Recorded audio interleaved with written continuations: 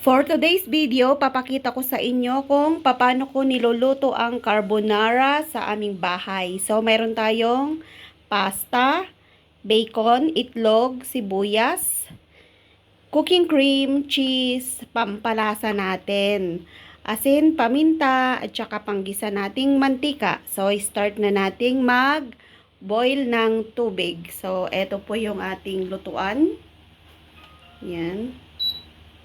I-on natin yung ating stove at magpapakulo tayo dito ng ating tubig.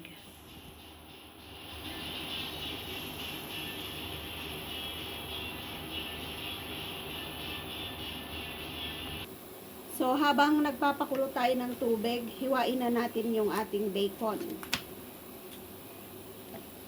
Hinihiwa ko po ito bago ko siya iprito.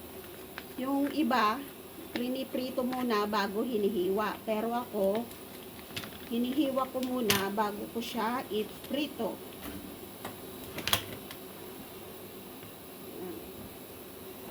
So, ganito po yung paghiwa ko. Pahaba. Yung iba, kudrado. Pero kami, pahaba. Kasi, iniipit namin ng chopstick. So, kailangan namin ng pahaba. Yung iba, triangle. Ito, tingnan nyo. Yan o. Pahaba po siya. Yung iba, hinihiwa nila ng ganito kaliliit. Pero kami, hinihiwa namin ng ganito para maipit namin ng chopstick. Yan, okay na to. So, tanggalin natin. At maghiwa tayo ng sibuyas.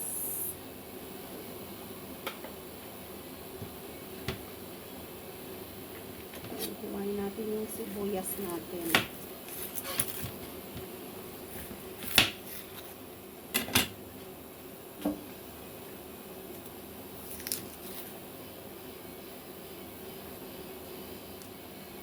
Hinugasan ko na po yung sibuyas bago ko siya hiwain. Kasi galing to ng market.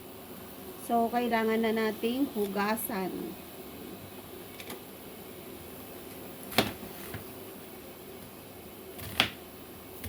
So, eto ang hiwain natin ng kudrado.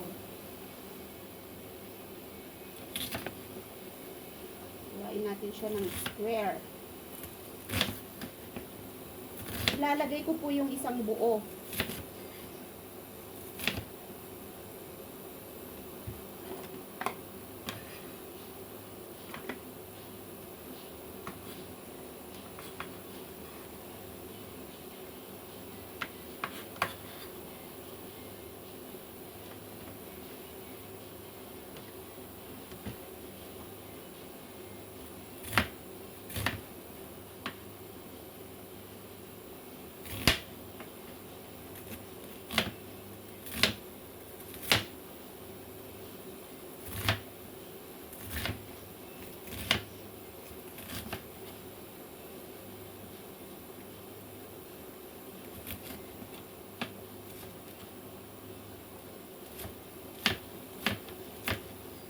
So, ito na. Ready na yung sibuyas natin. Ipakulo na natin yung ating pasta.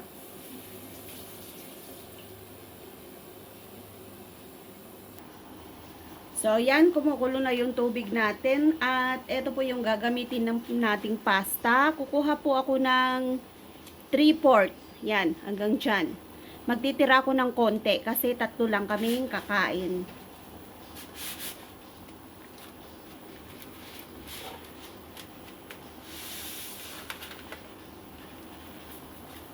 Bilang talaga yan. So, sukat na sukat.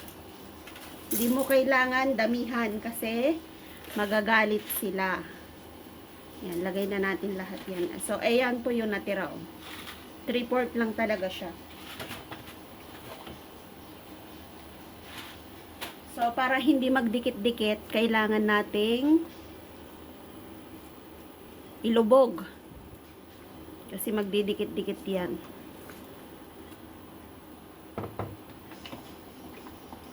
So, yung mga iba nilalagyan nila ng asin. So, maglalagay din tayo. Kasi gaya-gaya lang tayo. Wala tayong originality. So, lagyan din natin ng oil.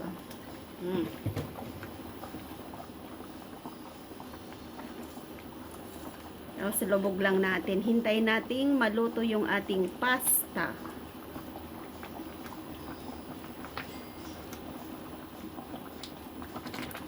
Yan, ilubog natin para hindi siya magdikit. Kasi yung pag hindi mo yan ginalaw, nagdidikit-dikit kasi sila. So, kailangan kong diinan.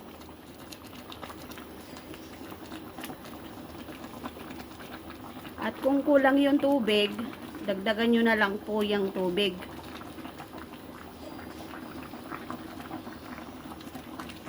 Ayan. So, yung mga ingredients natin ay ready na. Magigisa na lang tayo pag naluto na yung ating pasta noodles. Ang tendency po nito ay huwag magdikit-dikit yung mga lining ng pasta natin. Yan. Kahit nilagyan mo yan ng mantika at saka asin, magdidikit-dikit pa rin yan pag hindi nagalaw. So, kailangan mo siyang galaw-galawin na ganun. Para hindi sila magdikit-dikit.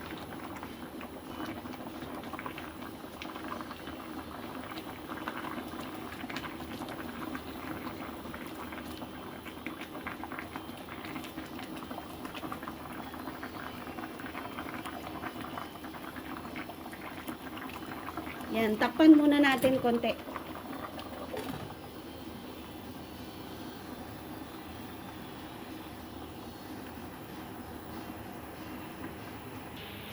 So, isi-share ko po sa inyo kung paano ako magluto ng carbonara dito sa bahay namin. Sana ay masundan nyo yung ating recipe for today. Yan, ready na yung ating pasta. Tanggalin na natin ito sa kanyang tubig. Tingnan na natin. Yan, pwede na siya. So, tanggalin ko na sa tubig niya.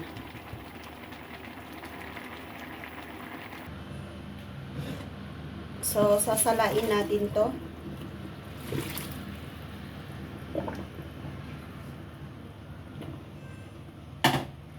So, yan. Ready na yung pasta natin. Magigisa na tayo ng sauce. So, mag-start na tayong maggisa ng ating sibuyas.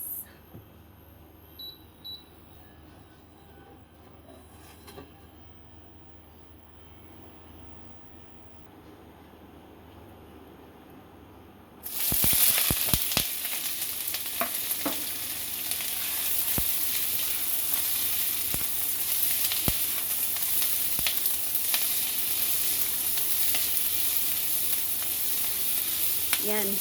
Igisa natin yung ating sibuyas and then tanggalin muna natin to kasi masusunog siya. Yan, ang bango. Yan. Tanggalin natin dyan. Tabi. Tapos, iluto natin yung ating bacon.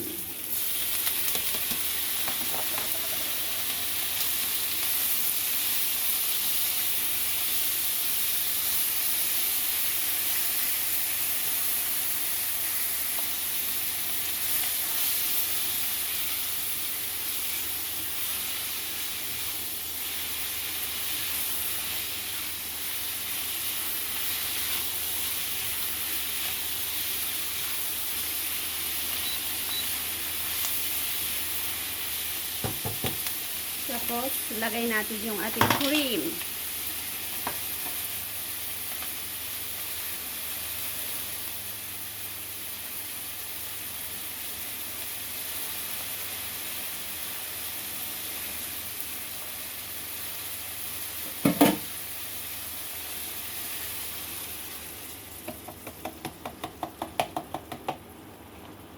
And then, lagyan natin ng paminta.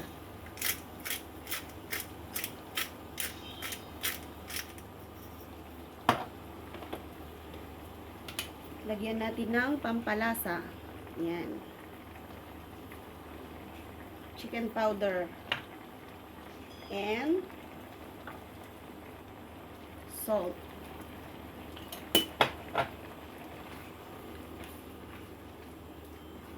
So, ito na po yung ating carbonara sauce. Meron tayong dalawang itlog. Pinakalas na po ito. Pag luto na yung ating sauce and carbonara, pinakalas na yan na ilalagay natin.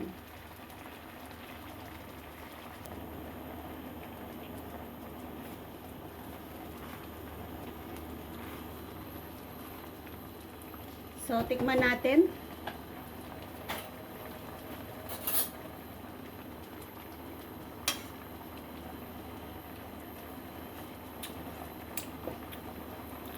Sarap. Masarap.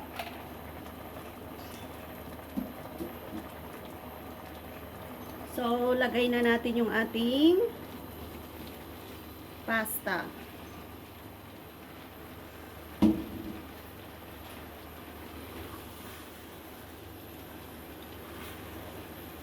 Yan. Yummy, delicious.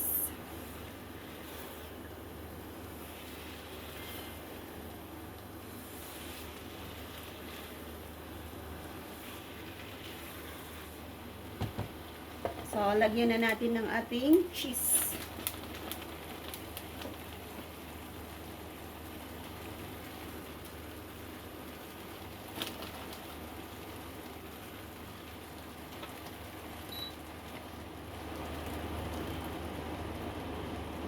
So, i-scramble na natin yung egg natin. Gagamit tayo ng dalawang itlog.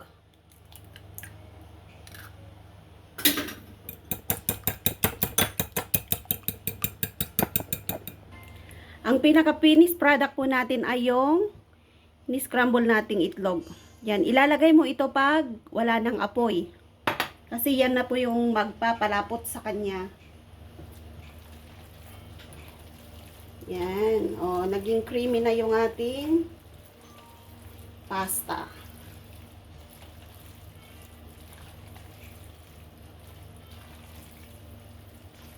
So, ito na po yung ating carbonara.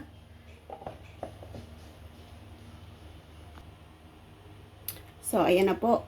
Thank you po sa panonood ng aking cooking tips dito at saka aking recipe sa Hong Kong. Thank you so much po sa inyong lahat.